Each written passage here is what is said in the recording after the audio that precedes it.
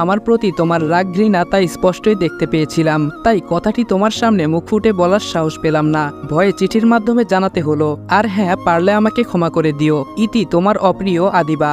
চিঠিটা পড়ার পর এত কষ্টের মাঝেও ভালো লাগা কাজ করছে, কারণ আমি বাবা হতে চলেছি। স্বাভাবিক অবস্থায় থাকলে হয়তো আনন্দটা ভালোভাবেই প্রকাশ করতাম, কিন্তু মনে চাপা কষ্ট থাকায় এই আনন্দটাও কষ্টে রূপান্তরিত হলো। আর আদিবার কৃতকর্মের কথা মনে পড়তে আবার সেই রাগ কাজ করতে লাগলো। নিমিষেই চিঠিটা ছিঁড়ে টুকরো টুকরো করে ফেললাম এবং মনস্থির করলাম সে যাই কিছু বলুক না কেন তাকে ডিভোর্স দিব, এটাই ফাইনাল। এভাবেই কিছুদিন কেটে গেল। এর মধ্যে বাবা মা আদিবা তারা অনেকবার আমার সঙ্গে দেখা করতে এসেছে, কিন্তু প্রতিনিয়ত তাদেরকে আমার কথার অপমানের সম্মুখীন হতে হয়েছে। তারপরও তারা বেহায়াদের মতো আমার সঙ্গে দেখা করতেই আসতো। এইভাবে 1 মাস জেলে থাকার পর বাবা আজ জামিন করিয়ে নিল। বাবার সঙ্গেও তেমন কোনো ভালো মন্দ কথা বলি না, তারপরও কেন জানি আমাকে জামিন করিয়ে নিলেন, তা উনি ভালো জানেন। তো 1 মাস মিথ্যা মামলায় জেলে থাকার পর আজ বাড়িতে যাচ্ছি। মনে তেমন কোনো ভালো লাগা কাজ করছে না। বাড়িতে আসার পর মা এবং আদিবা আমাকে দেখে অনেকটাই আনন্দিত হলো, তা খুব ভালোভাবেই লক্ষ্য করলাম। কিছুক্ষণ পর অনেকগুলো খাবারের আইটেম সামনে এনে ধরলো আদিবা। খেতে বলা মাত্রই এক ঝাটকানি মেরে সব খাবার ফ্লোরে ফেলে দিলাম। আদিবা আমার এমন আচরণে ভয়ে কিছুটা দূরে গেল। তারপর রাগান্বিত হয়ে তিন্নির বাসায় গিয়ে উপস্থিত হলাম। তিন্নি আমাকে দেখা মাত্রই ভয়ে থরথর করে কেঁপে আমার পা জড়িয়ে ধরে বলল, ভাইয়া, আমি ইচ্ছা করে আপনার নামটি সেদিন বলিনি। রাজীব আমাকে সহ আমার পরিবারকে মেরে ফেলার ভয় দেখিয়েছিল, নয়তো কখনো আপনার নামটি বলতাম না। ভাইয়া, আপনি তো জানেন আমার বাবা দিন খেটে খাওয়া মানুষ, আইন প্রশাসনের ব্যাপারে তেমন কিছু বোঝে না। আমিও একা একটা মেয়ে হয়ে কেমনে ওই রাজীব শয়তানটার সঙ্গে লড়াই করে যেতাম। তাছাড়া জাবেদ নেতা রোজ রাতে আমাদের বাড়িতে এসে শাসিয়ে যেত, যাতে রাজীবের নাম কোনোভাবেই প্রকাশ না হয়। তাদের এরূপ চাপে অনেকটাই নিরুপায় অসহায় হয়ে গিয়েছিলাম। কোনো দিকে সত্য কথা প্রকাশ করতে পারছিলাম না। বাবা নিজে কিছু করতে পারছিল না দেখে দুইবার আত্মহত্যা করতে গিয়েছিল, কিন্তু ভাগ্যক্রমে 2বারই বাবাকে আটকাতে পেরেছিলাম। ভাইয়া, আমরা সত্যি অনেক অসহায় ছিলাম, বিশ্বাস করুন। আমি ইচ্ছা করে এমনটা করিনি। তিন্নির এসব কথা শুনে আমার মাথায় আকাশ ভেঙে পড়ার উপক্রম। তিন্নির বাবা দুইবার আত্মহত্যা করতে গিয়েছিল।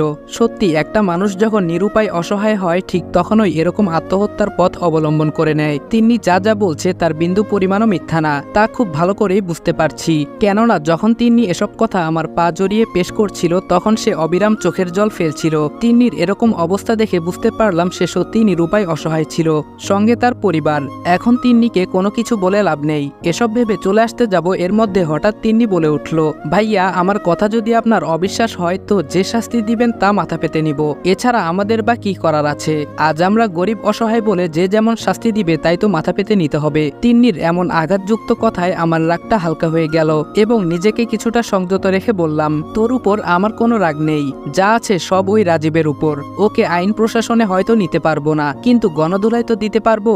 এবার এমন গণধোলাই দিব না ওর 14 গোষ্ঠীর নামও ভুলে যাবে। এই বলে তিন্নিদের বাড়ি ত্যাগ করলাম। 2 দিন শুধু চুপচাপ রাজীবকে ফলো করলাম, তাকে ধোলাই দেওয়ার একটা সুযোগ খুঁজছিলাম। এদিকে আমার ফ্রেন্ডদের সবকিছু বলে রেখেছি, কোনো এক সুযোগ পেলেই তারা সদ্ব্যবহার করবে। এভাবে 1 সপ্তাহ কেটে যাওয়ার পর হঠাৎ রবিন ফোন করে বলল, দোস্ত, জলদি কলেজ গেটে চলে আয়, রাজীবকে মারার সেই সুযোগ পেয়ে গেছি। এখন তুই আসবি নাকি আমরাই তাকে ধোলাই দিব? আমি বললাম, আরে একটু অপেক্ষা কর, আমিও যাচ্ছি। এই বলে দ্রুত কলেজ গেটে গিয়ে লক্ষ্য করলাম রবিন, লিজান, সাফিন, তানবীর তারা ইতোমধ্যে রাজীবকে কয়েকটা চড়থাপ্পড় মারতে শুরু করেছে। এই দেখে মাঠে পোলাপান ক্রিকেট খেলছিল, তাদের ওখান থেকে স্ট্যাম্প নিয়ে কোনো কথা না বলে রাজীবকে উল্টোপাল্টা বাড়ি মারতে লাগলাম। এক পর্যায়ে ওরা আমার মারের ধরন দেখে ভয়ে আমাকে ওখান থেকে সরিয়ে আনলো এবং আমারও রাগের ঘোর কেটে গেল। ওইদিকে রাজীবের নাক মুখ ফেটে কান্নাকাটি করছে। তিন্নিকে অপহরণ এবং আমাকে মিথ্যা মামলায় জেল খাটানোর প্রতিশোধ ভালোভাবেই নেই। কিছুক্ষণ পরে রাজীবের বাবা পুলিশ এনে পুরো কলেজ ভর্তি করে ফেললো, আর আমরা যে যার মতো ওখান থেকে সরে গেলাম। পরের দিন জানতে পারলাম রাজীবের ডান হাত ভেঙেছে। শুনে মনে এক প্রকার প্রশান্তি কাজ করছে। 2 দিনের মধ্যে গ্যামজাম মিটে গেল, কিন্তু বর্তমানে আদিবাকে একটুও দেখতে ইচ্ছা করছে না। মন থেকে একবারে সে উঠে গেছে। সবসময় আদিবা আমার সঙ্গে আগ বাড়িয়ে কথা বলতে আসতো, কিন্তু প্রতিনিয়ত তাকে নানান অপমান অবদস্থের সম্মুখীন হতে হয়। আমার এমন বদলে যাওয়া দেখে আদিবা অনেক কান্নাকাটি করত। তার কান্নার কোনো মূল্যই বর্তমানে আমার কাছে নেই। একদিন ডিভোর্স পেপার রেডি করে বাড়িতে এনে আদিবাকে বললাম, নে এখানে সাইন করে দে, তোর মতো স্ত্রী আমার দরকার নাই। আদিবা আমার হাতে ডিভোর্স পেপার দেখে অজর ধারায় জল ফেলতে লাগলো। কোনো মতেই ডিভোর্স পেপার হাতে হাতে নিচ্ছিল না। মা আদিবার কান্না শুনে দ্রুত আমার রুমে চলে আসলো। মা আমার হাতে ডিভোর্স পেপার দেখে বলে উঠল, বাবা তুই কি পাগল হয়ে গেছিস? বৌমা 3 মাসের অন্তঃসত্ত্বা, এই অবস্থায় তাকে ডিভোর্স দিতে তোর একটুও কলিজা কাঁপছে না? আমি বললাম না, একটুও কাঁপছে না। এর মতো বউ থাকার চেয়ে না থাকাই ভালো। ভালোই একে ডিভোর্স পেপারে সাইন করতে বলো, নয়তো আমার রাগ উঠে গেলে খুব খারাপ হয়ে যাবে কিন্তু। মা বলল, বাবা মাথাটা একটু ঠান্ডা কর, বৌমা না হয় একটা ভুল করে ফেলেছে, এর জন্য তাকে এত বড় শাস্তি দেওয়া মোটেও ঠিক হবে না। তাছাড়া মানুষ মাত্রই তো ভুল, এবার না হয় বৌমাকে ক্ষমা করে দে বাবা। আমি বললাম, ওর কোনো ক্ষমা নেই, দয়া করে তুমি এখান থেকে চলে যাও। ডিভোর্স পেপারে কিভাবে সাইন করা লাগে তা আমি খুব ভালো করেই জানি। আদিবা আমার রাগ দেখে মার পেছনে গিয়ে বলে উঠল, মা আমি ডিভোর্স পেপারে সাইন করতে পারবো না, দরকার পড়লে এই বাড়ি থেকে লাশ বের হবে, কিন্তু ডিভোর্স পেপারে সাইন করব না। আমি বললাম, তোকে বললাম না ডিভোর্স পেপারে সাইন করতে, এত ভনিতা করছিস কেন? এই বলে ঠাস করে আদিবার গালে থাপ্পড় মারা মাত্রই বাবা দরজার সামনে এসে হাজির হলো এবং অনেকটাই রাগান্বিত হয়ে আমার উদ্দেশ্যে বলে উঠল, তোর কি জ্ঞান বুদ্ধি একেবারেই কমে গেছে নাকি? বৌমা অন্তঃসত্ত্বা, সেটা কি তুই জানিস না? এ অবস্থায় তাকে এত টর্চার করা কি তোর ঠিক হচ্ছে?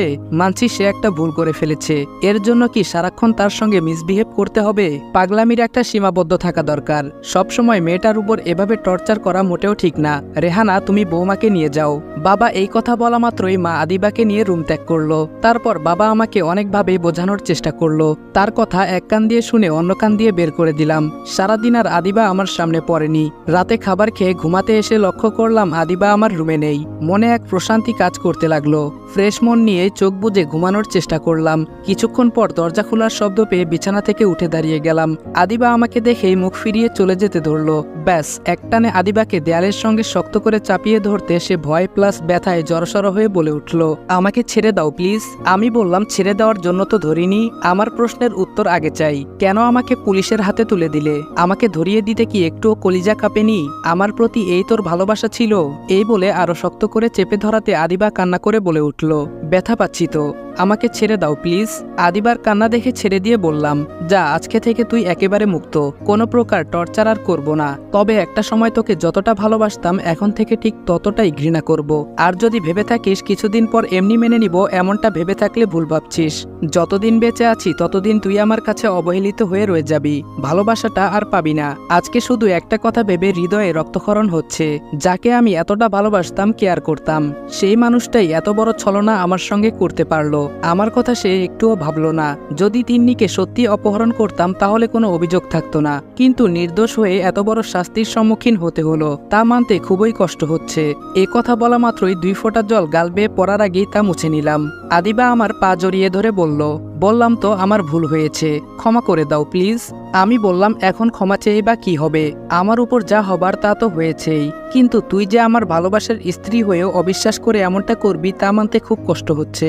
আদিবা নিশ্চুপ হয়ে অবিরাম কান্না করছে আর নীরবভাবে সবকিছু শুনে যাচ্ছে।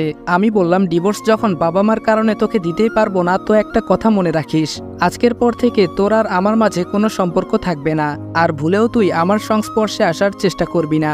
আদিবা কথাগুলো নীরব হয়ে শুনছিল, কোনো কিছু বলছিল না। এদিকে আদিবাকে কোনো আঘাতও করতে পারছিলাম না, আবার নিজেকে সংযতও রাখতে পারছিলাম না। ভয় হতো যদি রাগের ঘোরে অনাগত সন্তানটার কোনো ক্ষতি হয়ে যায়, তখন নিজেকে হাজার অনুশোচনায় ফেলেও সে ভুলের সমাধান মিলবে না। আদিবা অন্তঃসত্ত্বা ছিল বলেই রাগটা নিজের মধ্যে পুষে রাখতে হতো। সেদিন থেকেই আদিবা এক রুমে থাকতো আর আমি অন্য রুমে থাকতাম।